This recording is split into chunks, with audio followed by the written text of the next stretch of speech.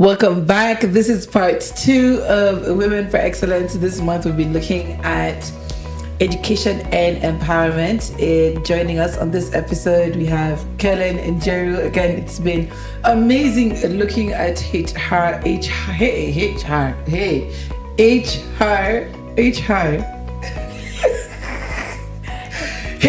through her lens. I think it's because I'm saying HR through her lens, yes. So it's amazing looking at HR through her lens and just getting to understand the workings, the inner workings of how you bridge the gap between the employer and the employee. Now, there's one thing you mentioned in the previous, in part 1, which was mentorship. And I was telling you that when we were going through school, like these things were said, have a guidance and counseling office. And it's meant to guide you into your next journey, right? Like what you're supposed to do. I don't know if you had that, but join you, kind of like, train you or, get your thoughts on what you want to do in life. A lot of us left school not knowing which path we wanted to follow.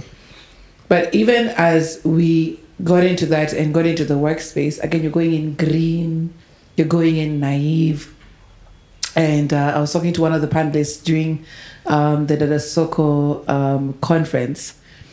And she's a good friend of mine. And she is one of the most confident people I know.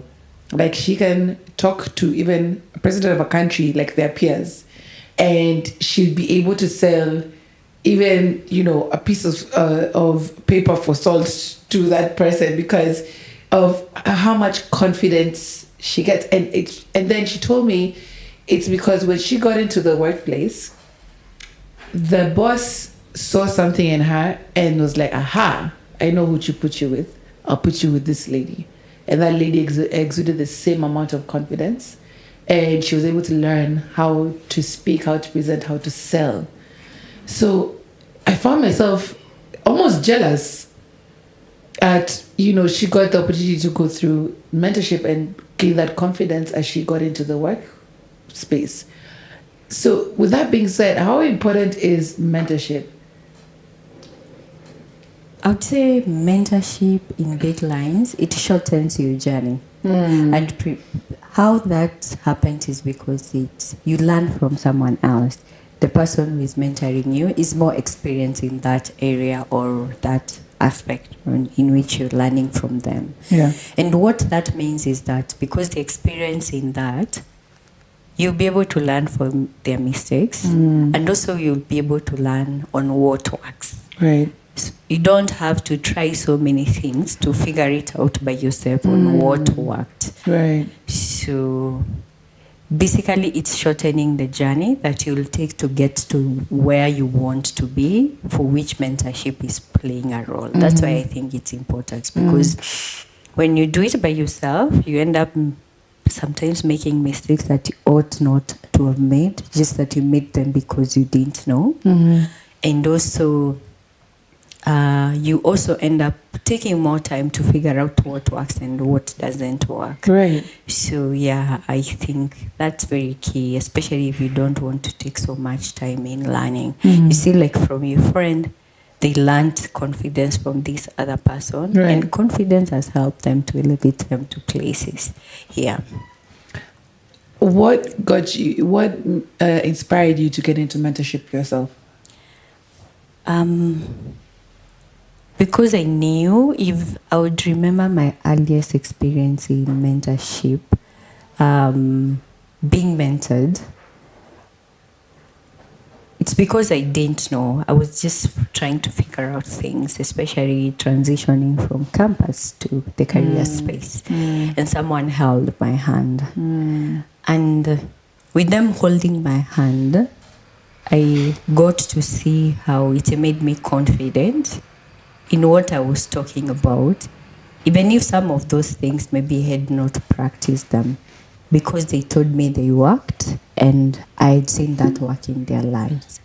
And so seeing the impact that mentorship did in my own life, is what made me to say that I need to pay this forward. Right. And also work with other people so that I can support them the same way I was supported by someone else. Right. Yes. What did that do for you, other than skill-wise, mentally? How did it prepare you mentally to being mentored, basically? How did that prepare me? It impact me in mentally? terms of the workplace? Yeah. Because, like I said, sometimes you go in naive, like you said, from campus. You got somebody to hold your hand. How did that help prepare you mentally, having a mentor? It helped me in the sense that in terms of my peers, especially looking at the transition from campus to work, to the career space, the corporate space, I was ahead of my peers. Because, you know, when your mentor tells you something like it's your value that counts, so prove yourself. I knew that proving myself is what will be able to open the doors. Yes, for sometimes it works, sometimes it doesn't work. Yeah. You might end up putting the effort and still you don't get the opportunity. But even if you don't get the opportunity in that organization, you can get the opportunity elsewhere through the learning and the experience that you gain from that. So it helped me to be ahead of a few steps ahead compared to other people or my peers who were trying to figure it out blindly, looking at the initial stages of my career. Yeah. What challenges have you faced in your career, and how did you overcome them? How much time do you have? Well, since we're already there, just getting started. Speak on it. How much time do we have to talk of the challenges? There are many, but if just I would highlight even their consciousness bias. Their consciousness bias in the fact that I'm a woman, and also maybe I got into management slightly younger than what the society would expect, and sometimes even when you're speaking, you know, someone asks you your opinion as a by the way, as if you're concluding and to wrap it up. Right. And you're in that meeting. Yeah. And you have to, and I had to find a way of navigate that and ensure that what I bring to the table is something that is of value so that they can look forward to having me on the table and they know that I bring value. So such kind of challenges, especially being a woman, I think such kind of unique challenges are some of the things that women face daily. Yeah. In fact, imposter syndrome is, I think, a universal problem for a lot of women. Yeah. Thinking that you're not enough, or you're not adequate, even though you come bearing the knowledge that you have. Yeah. How have you, because I'm sure you've come across imposter syndrome. Yeah. How did you overcome it? I would say having a support system that truly knows you and they can be able to speak to you and remind you of who you are. Right.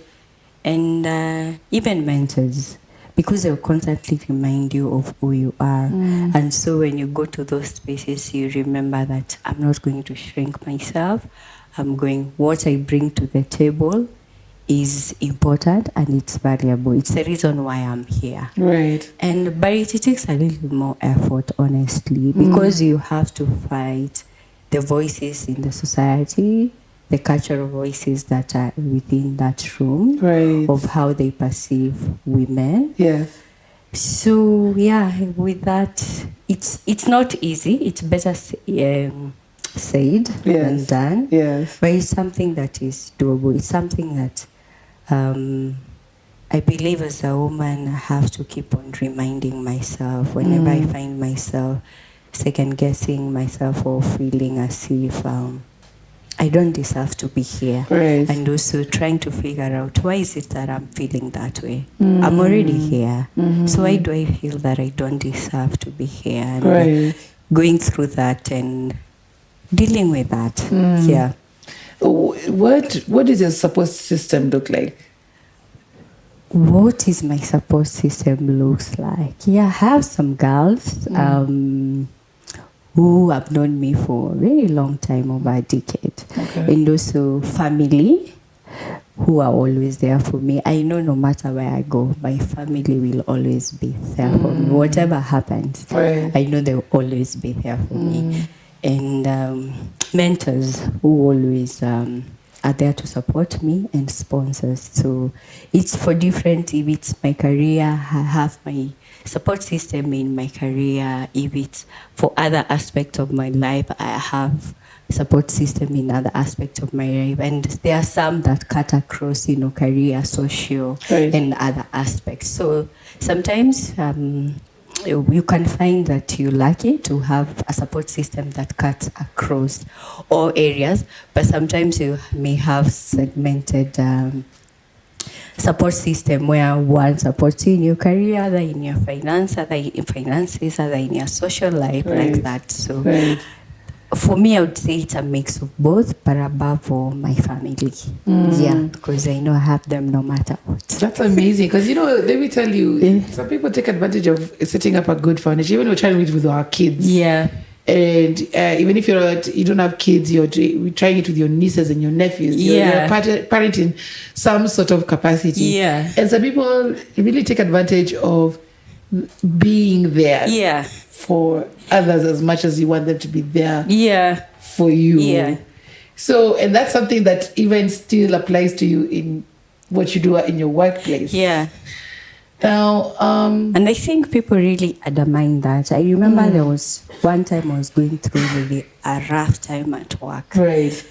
And I remember my mom called me and told me that, that you can still come home. Oh, wow. Yeah. Wow. So she was like, you can still come home if you want to go home. Right. If you want to come back home and you feel that the job is too tough and you can't take it, you can still come home. You're my daughter. Right. And I was like, wow, at least. Even if today I decided to go back home. Yeah. I still have a home. Absolutely. Yeah. The time I was interviewing a certain young lady, she's a director, she said, a stay-at-home daughter. And I found that so hilarious, but I was like, but you still have the ability to go back home and not feel ashamed about it. Yeah. And there's a lot of things that people take for granted, because even the people who are living abroad, you're expected to send money home. Yeah. Nobody knows your state of mind. Yeah. And you don't know whether, if you come back home, whether you bring shame upon your family. Yeah. Yeah. Those are the things that we don't talk about, but are currently happening. Yeah. And you're finding more case studies day by day. Yeah. Where people are languishing, and unfortunately, they end up not coming back home because they don't feel they're adequate enough for their people. Yeah, yeah. And I think we make, really, to digress a bit, I think we really make a big mistake when we try to quantify or determine the value of people according to what is it that they bring on the table. Even in terms of siblings, you find sometimes the siblings who brings a lot of support, the family most, there is a certain level of regard and respect that they are given compared to other siblings. But if you look at it deeply, it's because we're giving them that because of what is it that they bring there to the table, not really because of who they are. Right. If that is taken away from the table, we'll not have the same regard that we have for them as we had. It's because of what they're bringing to the table. But also that interferes with them in terms of the support system, because they feel that there is the weight of the family on my shoulders. And we're living in an African society whereby, there are so many dependents that are depending and relying on you. Right. And therefore, it limits the choice that you have in terms of making decisions. Yeah, even in your career, sometimes you have to stick it through because of the weight on your shoulders. Right. Yes. Right. Because of the support that of the people who you're relying on, and so that is very true. Then that also comes down to fostering healthy environments in the workplace. Yeah. Do you in your workplace encourage a mental health space? Yeah. Nowadays, there are companies that have mental health days. Yeah. I've come across a lot of Gen Xers and baby boomers who are like, what is that? Yeah. We never had that. Like now, Gen Zs are coming up with that out of the cuff. I wish I thought about that back then. Yeah. But then, is it something that is being, like now, being fostered in the workplace? Yes, and especially now with the Gen Zs coming to the workplace, and they're big on mental health. The organizations that will be able to differentiate themselves and stand out, they're the ones that care about mental health. Like in our workplace, one of the packages that is in our medical is counseling, access to counseling services, where someone can be able to access counseling services if they need. But in my past experience, in different places where I've worked, also something as I've seen work is being empathetic to, especially when people are going through a difficult time. I remember there's a place I was working and the employee was going through such a difficult time, and they had to be away for almost 2 months. And I'm glad that the organization agreed to support the employee to be away. And after they came back, they thrived, but they needed to be away on that time because of what they were going through. Yeah, so being able to support in such ways. But looking at the future, I don't think mental health will be something that is by the way. Right. It's something that will have to be a priority for the most organizations, especially as the Gen Zs become the majority working in the next few years. Right. That will be a priority that organization will have to look to, and the earlier they start, the better. And I'm glad that some of the organizations are doing that. Yeah, because, you know, women, I think we have a lot of strength and fortitude. A lot of us still are able to work even when we're pregnant, even after we've given birth. Yeah. But as long as we're allowed the space to be able to do that. Yeah. Because, you know, like, I don't know if it's still a thing of 3 months maternity leave and come back. Yeah. And somebody feels like they're giving you an off day. Yeah. They're giving you time, but it's still work that you're doing with your child. Yeah. And also creating facilities for women to be able to also thrive still in the workplace, like creating creche areas or lactation areas. Yeah. Do you think these are things that should be put now into policies for companies to now adopt, especially now that it's no longer being discussed as a thing that we can do for women as a favor? I think so. And the earlier organization do that, the better. You see, even there are organizations even here in Kenya who have maternity leave of more than 3 months. There are organizations whereby after you come back from maternity, you work half a day, and that helps in supporting women. Right. If we really are genuine about supporting women and being keen to ensure that their career grows, we have to do something about it. We can't just say that we're supporting women on paper, but we are not doing anything in action. And I think the earlier the organizations catch that, the better it works for them as a competitive advantage. Exactly. Yeah. Yeah, because women, to be very honest, tend to work very hard, especially because of that thing of proving ourselves. Yeah, yeah. We tend to work hard, but if you're able to create that environment where I'm able to prove that, it makes it a lot easier. Yeah. Speaking of motivation, what would you say in both private and NGO sector have been the best motivators that you've come across? The best motivators for women particularly, or in general? For women and in general.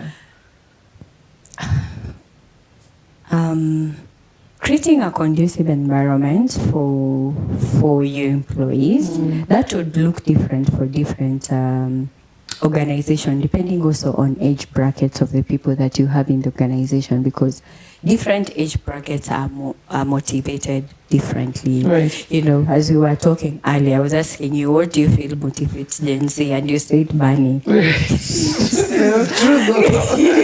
So, yeah, looking at what is it that that motivates different people, and putting that into practice. Sometimes I feel we do a disservice when we think motivation is one size fits all, and then we have, okay, this is what we are putting in place to motivate our employees, but that may work for some and that may not work for some, Right. and maybe for those ones it might not work for are your best employees, and they end up leaving. So especially, I think an easier way is looking at what are the different generations that you have in the workplace. And looking at what is it that motivates them and putting that into place. Right. I've had some employees things like pension, having pension. Right. I've had some, especially the young people, they're like, can I be given my money? Me, I need my money now. Right. You don't have to put in a pension scheme. Just give me now. I'll know I can invest better. Right. Yes. Yeah. So, you know, or they are like, okay, for me, I think extra leave days would be able to motivate me, or working remotely so that I can be able to travel to any part of the world. Yes. And so it's not one size fits all. Different motivators. You're absolutely right. Yeah. So you might maybe say that you encourage employees to work remotely, but maybe for the older generations, that for them it's Sitting at the desk, saying I'm going to work. Yeah, Punching in numbers. Yeah, so that might not work for them. So Yes. just look at the demographics of what you have, Yes. and then find out what motivates I like them. that, yes, because even in our capacity, there's those guys who are happy coming every day. There are those who are like, okay, just give me at least one day Yeah.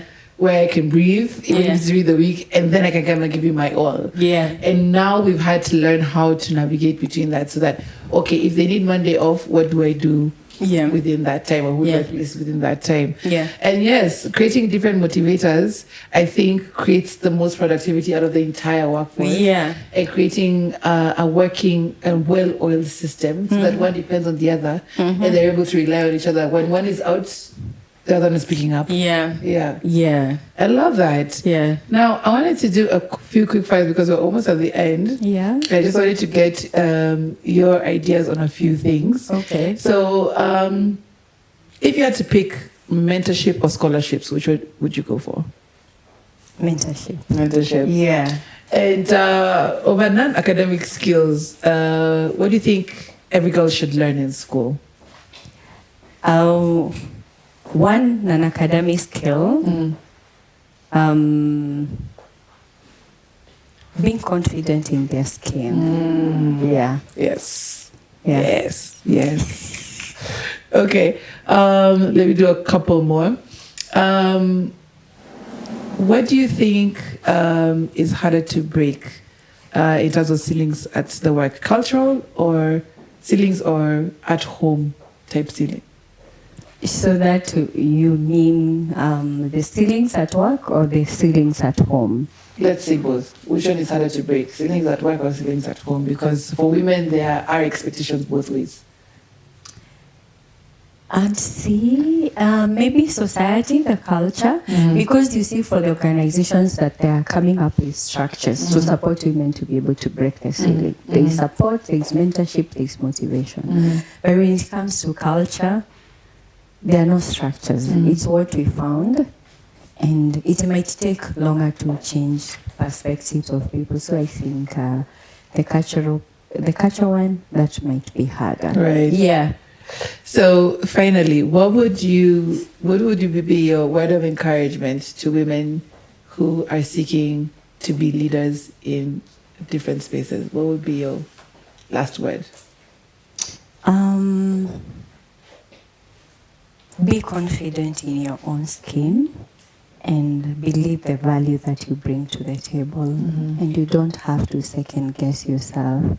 And that feeling of imposter syndrome, second guessing yourself, it's normal. And you have to be comfortable with the discomfort. Right. Yeah. I loved this session. Thank you so much for being here with us, Kenneth. Thank you. I hope you guys enjoyed the session as well. We'd love to host you again sometime in future. Thank you. And all the best. Thank you. It was a pleasure. I enjoyed having a conversation with you. Thank you. Guys, this has been Women for Excellence in partnership with Dada Soko, NiPlug, and Icon Radio. Remember, you can catch the episode on YouTube as well as Spotify and Apple Music and all other DSPs. We're going to be having our next theme around breast cancer awareness. Yes, it is that month. So look forward to an engaging and fantastic session with the women who are coming on to the show. If you'd like to reach out to us, be sure to hit us up on any DMs on any of our platforms. Till then, we'll see you on the next episode.